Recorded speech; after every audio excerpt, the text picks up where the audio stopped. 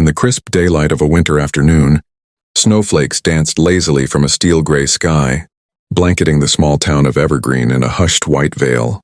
Jake Thompson, a young mechanic barely out of his 20s, trudged through the drifts on his way home from the auto shop.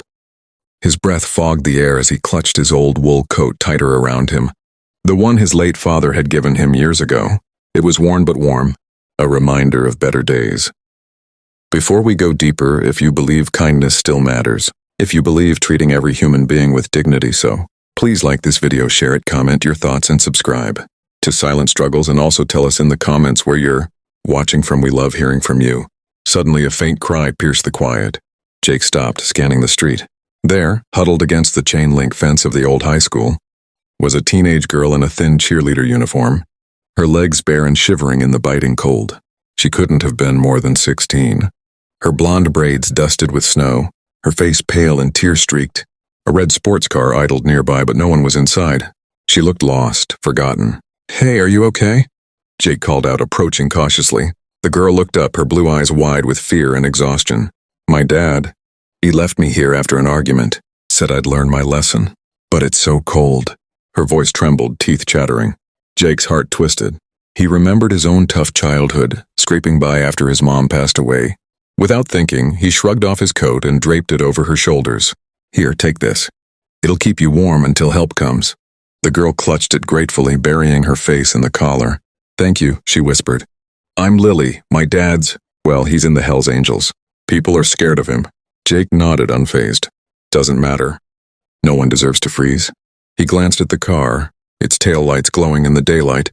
Snowstorm, and wondered about the man who'd abandoned his own daughter. But he didn't pry.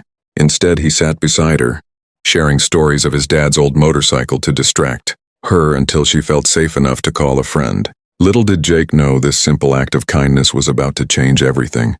As the sun peeked through the clouds, casting a golden hue on the snow, a rumble echoed in the distance.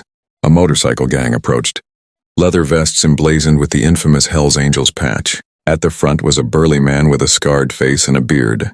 Like steel wool, Lily's father, Rocco revet his Harley, scanning the town with hawk-like eyes. He'd stormed off earlier after a heated fight with Lily over her skipping school for cheer practice. In his anger, he'd left her by the fence, thinking a short time in the cold would teach her responsibility.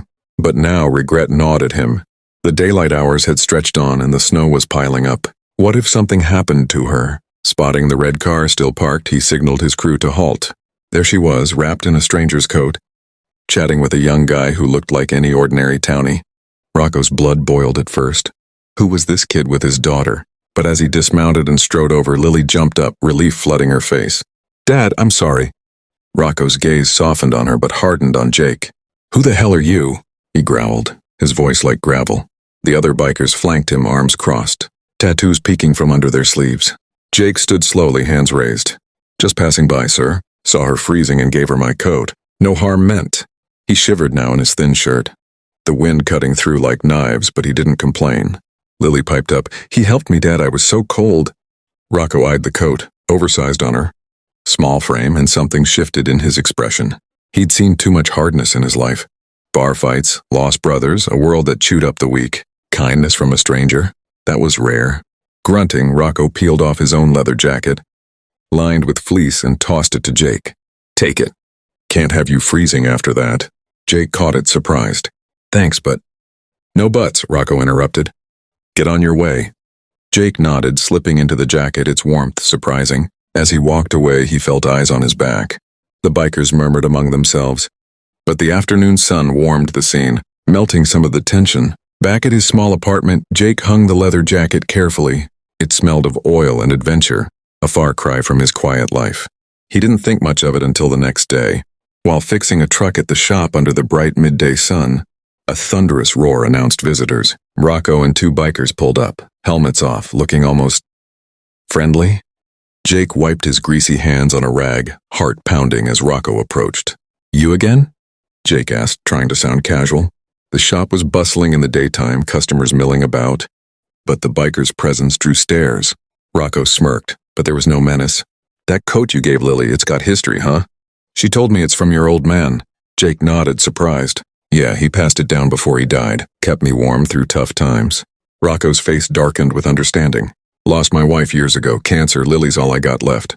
I was a fool leaving her like that. He paused, glancing at his crew. We don't forget kindness in our world, especially to family. What came next stunned Jake. Rocco pulled out a worn photo from his wallet, younger him with a woman and baby Lily. This life ain't easy. But you reminded me of something I forgot. Decency. Then unexpectedly he handed Jake a key. That's to my old garage on the edge of town. Been sitting empty. You fix bikes? Make it yours. Tools, space, all free. Pay it forward. Jake's eyes widened. Why me? I just gave a coat. Rocco chuckled.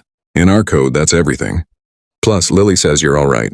The bikers nodded, one clapping Jake on the back. Welcome to the family, kid. As they rode off into the sunny afternoon, Jake stood there, key in hand, mind reeling. This twist, from stranger to beneficiary, felt like fate. But the real surprise came later that day. Lily showed up at the shop, still in Jake's coat with a homemade pie. Dad's not great at saying thanks, she said shyly. But he means it. Their friendship blossomed under the clear daylight skies. Jake turned the garage into a community spot, fixing bikes for free for those in need.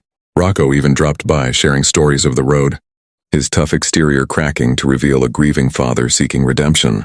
Yet an unexpected shadow loomed. One afternoon while Jake worked on a Harley, a rival gang member snuck in, seeking revenge on Rocco. He cornered Jake, knife glinting in the sun. Tell me where Rocco hides his stash or else. Jake's pulse raced, the daylight streaming through the garage windows mocking the danger. He backed against a workbench, mind flashing to Lily and Rocco. I don't know anything, he stammered. The intruder lunged, but Jake dodged, grabbing a wrench. A scuffle ensued, tools clattering in the bright afternoon light. Just then engines roared outside. Rocco and his crew burst in, having gotten a tip-off. Get away from him! Rocco bellowed, tackling the rival. The fight was swift. The bikers subdued the man, tying him up for the cops. Jake, bruised but alive, slumped against the wall. Rocco helped him up, eyes fierce yet grateful. You could have ratted me out. Why didn't you? Jake met his gaze. Because kindness isn't conditional. You gave me a chance. I owe you loyalty. In that emotional peak, under the warm sun filtering through, Rocco hugged Jake like a son. You're more family than blood, kid. Lily arrived soon after, tears in her eyes, embracing them both. The town watched as the Hells Angel and the mechanic stood together, a testament to unlikely bonds. From that day, Jake's garage became a haven for wayward souls. Bikers, teens, anyone needing warmth, literal or figurative. Rocco softened, volunteering at schools, teaching kids about choices. Lily thrived, her father's pride. The heartwarming truth, one coat in the snow sparked a chain of selflessness. It showed that in a cold world, a single act of humanity can melt the hardest hearts, proving we're all connected by threads of kindness. And in Evergreen, under endless daylight skies, that warmth endures.